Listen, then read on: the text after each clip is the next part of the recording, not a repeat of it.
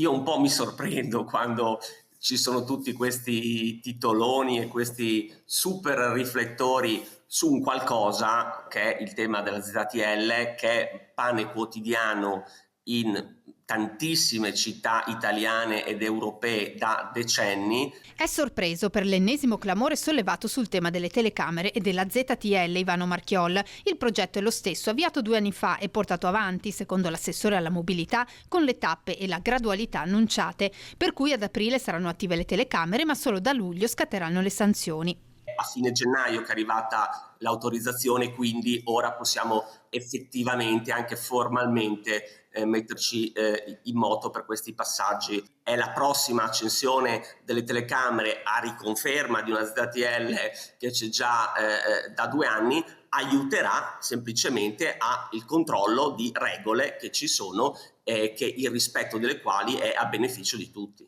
Respinge anche le critiche di alcuni commercianti su Piazza Garibaldi, Marchiolla, dopo i recenti danneggiamenti dei discussi arredi che secondo alcuni sarebbero non solo sporchi e rovinati, ma anche non utilizzati. Ma io rispondo che bisogna parlare il linguaggio della verità. Chiunque passi in Piazza Garibaldi e viva Piazza Garibaldi può vedere come quello spazio sia vissuto da centinaia non solo di studenti ma anche di persone ogni giorno. Il percorso, sapete, abbiamo presentato il progetto pochi mesi fa, adesso è in via di ultimazione la componente esecutiva del progetto per poi partire con i lavori che noi contiamo possano partire quest'estate. Nel rispetto del suo programma elettorale, Ivano Marchiol va avanti nella sua idea di ridisegnare la città, nonostante critiche esterne ma anche resistenze interne alla maggioranza che non sempre lo appoggia apertamente.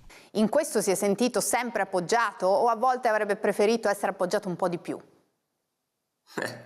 Ma diciamo, la coalizione è ampia e ha diverse sensibilità. A fianco a alcuni attacchi, io ho anche e sento ogni giorno il sostegno di tantissime persone che mi scrivono, che mi incoraggiano e così fanno verso tutta questa amministrazione. E io credo che noi dobbiamo andare senza paura, continuare in questo percorso.